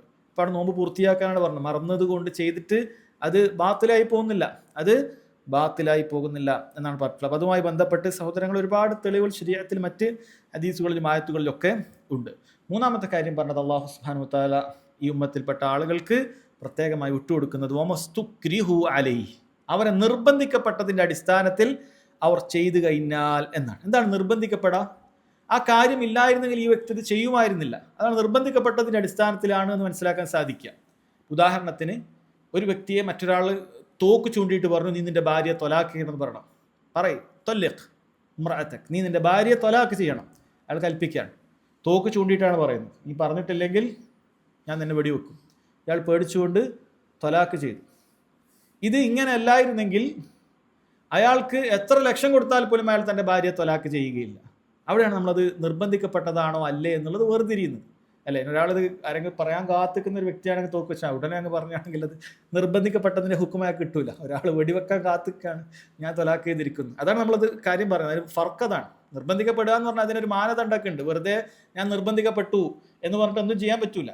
അതായത് അതുണ്ടെങ്കിൽ മാത്രം നീ അത് ചെയ്യുന്നുള്ളൂ, അതിനെ കൊണ്ട് മാത്രമാണ് ചെയ്യുന്നത്. ചില ഷർത്തുകൾ കൂടിയുണ്ട്. അതല്ല എങ്കിൽ നീ അത് എത്ര ഉണ്ടെങ്കിൽ പോലും നീ ചെയ്യുമായിരുന്നില്ല. അതാണ് നിർബന്ധിക്കപ്പെട്ട അവസ്ഥ. ഒരു പന്നി മാംസം ഒരാൾ നിന്നെ നിർബന്ധിച്ചുകൊണ്ട് കഴിക്കാൻ, കഴിച്ചിട്ട് ഞാൻ കൊന്നുകളയും എന്ന് പറയാം. അതല്ല എങ്കിൽ നിനക്ക് എന്ത് വില നൽകിയാൽ പോലും നീ ഒരു കഷണം പോലും, ഒരു ഗ്രാമം പോലും പന്നി മാംസം നീ കഴിക്കുകയില്ല. നമ്മൾ ആരും കഴിക്കില്ല. 1 കോടി ഒരാൾ ഉറുപ്പ്യ നിങ്ങൾക്ക് കൊണ്ടുതരാൻ ഒരു മുസ്ലിമും കഴിക്കുകയില്ല. ഒരു പന്നി മാംസം ഒരു കഷ്ണം പോലും ഞാൻ കഴിക്കുകയില്ല. 1 കോടി രൂപ നീ തന്നാലും ഒരു തുള്ളി മദ്യം ഞാൻ കഴിക്കുകയില്ല. ഒരു കഷണം ഞാൻ പന്നി മാംസം കഴിക്കുകയില്ല. കാരണം അല്ലാഹു സുബ്ഹാനഹു വ തആല അത് ഹറാമാക്കിയിരിക്കുന്നു. പക്ഷേ ഇത്തരം നിർബന്ധിക്കപ്പെട്ട അവസ്ഥ വന്നാൽ അയാൾ ചിലപ്പോൾ കഴിക്കും. അപ്പോൾ ആ സാഹചര്യത്തിൽ മാത്രമേ അയാൾ കഴിക്കുകയുള്ളൂ. അതിനാണ് നിർബന്ധിക്കപ്പെട്ടു എന്നതിൻ്റെ നിർവചനമായിട്ട് പണ്ഡിതന്മാർ പറയുന്നത്. ആ നിർബന്ധിക്കപ്പെടുന്ന കാര്യം നമ്മൾ പ്രത്യേകം മനസ്സിലാക്കണം. അത് അഫ്ആലുകളിലും അഖ്വാലുകളിലും മാത്രമേ വരികയുള്ളൂ. അതൊരിക്കലും തന്നെ ഇഅ്തിഖാദിൽ വരികയില്ല. അത് നമ്മുടെ പ്രവൃത്തി, ചില കാര്യങ്ങൾ നമ്മൾ നിർബന്ധിക്കപ്പെട്ടു ചെയ്യേണ്ടി വരും, ചില കാര്യങ്ങൾ നിർബന്ധിക്കപ്പെട്ടുകൊണ്ട് പറയേണ്ടി വരും. പക്ഷേ ഒരു കാര്യം നിർബന്ധിക്കപ്പെട്ടുകൊണ്ട് വിശ്വസിക്കേണ്ടി വരികയില്ല. കാരണം ഇഅ്തിഖാദിൽ ഒരാൾക്കും ഒരാളെ നിർബന്ധിക്കാൻ സാധിക്കുകയില്ല. അതുകൊണ്ട് അതിന് നമുക്ക് യാതൊരു എതിറുമില്ല. അതിനൊരു എതിറുമില്ല. ഒരാൾ നമ്മൾ നിർബന്ധിച്ചിട്ട് അല്ലാത്തോട് വിളിച്ച് പ്രാർത്ഥിക്ക് എന്ന് പറഞ്ഞിട്ട് നീ ജയ് ശ്രീരാം എന്ന് വിളിക്കുമെന്ന് പറഞ്ഞു, അല്ലെങ്കിൽ കൊല്ലും എന്ന് പറഞ്ഞു, നമ്മൾ എന്ത് ചെയ്യും? അത്തരം ഘട്ടങ്ങളിൽ മരിക്കേണ്ടതില്ല. തടി കഴിച്ചിലാക്കാൻ ഒരാൾ ചിലപ്പോൾ അങ്ങനെ വിളിക്കും, ഒരാളത് വിളിക്കും. അങ്ങനെ ഒരു അവസ്ഥ നമുക്ക് ആർക്കും ഇല്ലാതിരിക്കട്ടെ. അപ്പോൾ സഹോദരങ്ങളെ, അവിടെ മനസ്സിൽ നമുക്ക് ഈ ശ്രീരാമനോട് വല്ല ഭക്തിയോ വല്ല എന്തെങ്കിലും ഉണ്ടോ? ഇല്ല. ഒരു മനുഷ്യൻ ഉണ്ടോ എന്ന് തന്നെ നമുക്ക് അറിയുകയില്ല. അയാൾക്കൊരു ആദരവോ ബഹുമാനമോ നമ്മൾ നൽകുകയില്ല. കൽബിൽ യാതൊരു സ്വാധീനം നമുക്കില്ല. അതുകൊണ്ട് നിർബന്ധിക്കപ്പെടുക എന്നുള്ള അവസ്ഥ അത് വാക്കുകളിലും പ്രവർത്തനങ്ങളിലും മാത്രമേ ഉണ്ടാവുകയുള്ളൂ. അതല്ലാതെ വിശ്വാസത്തിൽ സഹോദരങ്ങളെ അതൊരിക്കലും ഉണ്ടാവുകയില്ല. അത് ഏത് നിലക്കാണെങ്കിലും അതങ്ങനെ തന്നെയാണ്. അപ്പോൾ അതാണ് നിർബന്ധിക്കപ്പെടുന്നത് എന്ന് പറയുന്നത്. പണ്ഡിതന്മാർ അതിനെ 2ആയി വേർതിരിച്ചിട്ടുണ്ട്. നിർബന്ധിക്കപ്പെടുന്ന അവസ്ഥ മുൽജി ആയ അവസ്ഥയും ഗൈറു മുൽജി ആയ അവസ്ഥയും എന്ന് പറഞ്ഞിട്ടുണ്ട്. മുൽജി ആയ അവസ്ഥ എന്ന് പറഞ്ഞാൽ അയാൾക്ക് അതല്ലാതെ മറ്റൊന്നും ചെയ്യാൻ സാധിക്കുകയില്ല. അഥവാ ഏതുപോലെ ഒരാൾ പിടിച്ചു വലിച്ച് എന്തെങ്കിലും ചെയ്യിപ്പിക്കുന്നത് പോലത്തെ ചില കാര്യങ്ങളുണ്ട്. അതൊന്നും ചെയ്യാൻ പറ്റും. ഒരാളെ കൈ കെട്ടിയിട്ട് പിടിച്ചു വലിച്ച് ഒരു സ്ഥലത്തേക്ക് ഉന്തി തള്ളിക്കയറ്റി, അങ്ങനെ വിചാരിക്കുക. അയാൾക്ക് മുൽജിയാണ്, അയാൾക്കൊന്നും അയാൾ ചെയ്യാൻ സാധിക്കില്ല. ഒരു ഉപകരണത്തെ പോലെ അയാൾ ചെയ്യേണ്ടു. ഉദാഹരണത്തിന് ഒരാളെ കൈയൊക്കെ പിടിച്ചു വലിച്ച് മറ്റൊരാളെ കൊല ചെയ്യിപ്പിക്കുകയാണ്, അല്ല ഒരു എന്തെങ്കിലുമൊക്കെ യന്ത്രത്തോക്കോ മറ്റോ ഒക്കെ കയ്യിൽ തന്നു ഇയാളെ പിടിച്ചു വലിച്ച് ഇയാളെ കൊണ്ട് അമർത്തിപ്പിച്ചു. ഇയാൾക്ക് വേറൊന്നും ചെയ്യാൻ അവിടെ ഇല്ല. അവിടെ ഇത് മുൽജി ആയ അവസ്ഥയാണ് എന്നാണ് പറയുക. എന്നാൽ ഗൈറു മുൽജി ആയ അവസ്ഥ സഹോദരങ്ങളെ പണ്ഡിതന്മാർ പറയുന്നത് അയാൾക്ക് രണ്ടിനും ചെയ്യാൻ സാധിക്കും. നേരത്തെ നമ്മൾ പറഞ്ഞ കാര്യം, അയാൾക്ക് രണ്ടും ചെയ്യാം. തോക്ക് വെച്ചിട്ട് ഭാര്യയെ തൊലാക്ക് ചെയ്യാൻ പറഞ്ഞു, അയാൾക്ക് വേണമെങ്കിൽ തൊലാക്ക് ചെയ്യില്ല എന്ന് പറഞ്ഞാൽ മരിക്കും എന്ന് വേണമെങ്കിൽ അയാൾക്ക് പറയാം. അയാൾക്ക് ഒരു അവസരം അവിടെ ഉണ്ട്. പക്ഷെ അവിടേക്ക് നിർബന്ധിക്കപ്പെട്ടവനാണ്, അയാൾക്ക് അതിനനുസരിച്ച് ചെയ്യാം. അഥവാ പക്ഷെ പണ്ഡിതന്മാർ അതിനെ 2ആയി വേർതിരിച്ചത് കാണാൻ സാധിക്കും. ഇതിൽ തന്നെ സഹോദരങ്ങളെ ശർഈയായ നിലക്കും എന്തുണ്ട്? ഇക്റാഹുൻ ബിഹഖ് ഉണ്ട്. ചില സമയത്ത് നിർബന്ധിച്ചുകൊണ്ട് ശർഈയായ ചില നിയമങ്ങൾ നടപ്പാക്കേണ്ടി വരും. അദ്ദേഹം പറയാണ്, ഉദാഹരണത്തിന് ഒരു വ്യക്തി അയാൾ തൻ്റെ ഭാര്യയ്ക്ക് ചെലവിനൊന്നും കൊടുക്കുന്നില്ല, അവൾ ഉപദ്രവിക്കുക, പ്രയാസപ്പെടുത്തുക, എന്നാൽ തൊലാക്കും ചെയ്യുകയില്ല. ഇങ്ങനെ ഒരു സ്ത്രീയെ അങ്ങനെ കൊണ്ടു നടക്കാൻ അയാൾക്ക് ഭാര്യയ്ക്ക് കൊടുക്കേണ്ട ഒരു ഹക്കുമില്ല. ചെലവിനും കൊടുക്കുന്നില്ല, വേണ്ടവോൾ ഉപദ്രവിക്കുന്നുണ്ട്. അത് തന്നെ ചെലവിന് കൊടുക്കാതിരിക്കാൻ തന്നെ ഒരു ഉപദ്രവമാണ്. അതിനോടൊപ്പം മറ്റു ഉപദ്രവങ്ങളൊക്കെ ഉണ്ട്. എന്നാൽ തൊലാക്ക് ചെയ്യുന്നില്ല. അവിടെ ഇസ്ലാമിക കോടതിക്ക് ഇടപെട്ടുകൊണ്ട് അയാളെ നിർബന്ധിച്ച് അയാളെ തൊലാക്ക് ചെയ്യിപ്പിക്കാൻ അധികാരമുണ്ട്. അവിടെ നിർബന്ധിച്ച് ചെയ്യാൻ അത് ശർഈയായതാണ്. മാലിക്കി മദ്ഹബിലൊക്കെ ഇക്റാഹൻ ശർഈയൻ എന്നാണ് പറയുന്നത്. ശർഈയായ നിർബന്ധിക്കൽ എന്നാണ് അതിനെക്കുറിച്ചിട്ട് പറഞ്ഞിട്ടുള്ളത്. ശർഈയായ നിർബന്ധിക്കൽ, അത് സാമ്പത്തികമായ ഇടപാടിലൊക്കെ അത്തരം വിഷയങ്ങളുണ്ട്. ഒരാൾക്ക് കോടിക്കണക്കിന് സ്വത്തുണ്ട്, മറ്റൊരാൾക്ക് ലക്ഷങ്ങൾ കൊടുക്കാറുണ്ട്. ഇയാൾ എന്ത് ചെയ്യുന്നില്ല, ഇത് വിറ്റിട്ട് ഇയാളെ പൈസ ഒന്നും കൊടുക്കുക, അയാളെ നിർബന്ധിച്ചിട്ട് അത് വെപ്പിക്കാൻ പറ്റും. കാരണം ഇയാൾക്ക് ഇത്രയും പൈസ ലക്ഷങ്ങൾ കടം കൊടുക്കാറുണ്ട്, കോടികളുടെ സ്വത്ത് അവിടെ ഉണ്ട്, എന്നിട്ട് അത് അയാൾ കൊടുക്കാതെ അങ്ങനെ വെക്കണം കോടതിക്ക്. കാരണം സാധാരണഗതിയിൽ കച്ചവടത്തിൽ എന്ത് വേണം? വരില്ല, തൃപ്തി വേണം. വിൽക്കുന്നവൻ തൃപ്തിയോട് കൂടിയേ വെക്കാൻ പറ്റുള്ളൂ. അല്ലാതെ വാങ്ങിയാൽ കച്ചവടമാവുകയില്ല. നിർബന്ധിച്ച് നിന്റെ സാധനം ഞാൻ എടുത്തുകൊണ്ട് എന്ന് പറഞ്ഞാൽ കച്ചവടമാവുകയില്ല. പക്ഷേ ഇവിടെ എന്ത് ചെയ്യാം? കോടതിക്ക് ഇടപെട്ടിട്ട് എന്ത് ചെയ്യാൻ പറ്റും, നിർബന്ധിച്ച് നീ വിൽക്കണം എന്ന് പറയണം. കാരണം അത് വിറ്റിട്ട് അതിന് പൈസ കിട്ടിയിട്ടുണ്ടെങ്കിൽ കടക്കാർക്ക് മൊത്തമായി കൊടുക്കേണ്ടതുണ്ട്. കാരണം ഇത്രയും ലക്ഷങ്ങൾ കടം കൊടുക്കാതെ നിൽക്കുകയാണ്, ഇതിൻ്റെ കോടികളോടെ ഉണ്ട്, അവിടെ അതിൻ്റെ തൃപ്തിയൊന്നും നോക്കേണ്ടതില്ല.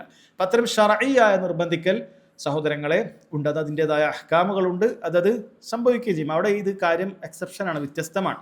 അവിടെ ശർഈയായ ഇക്റാഹ് അത് അനുവദിക്കപ്പെടുന്ന കാര്യമാണ് എന്നാണ്.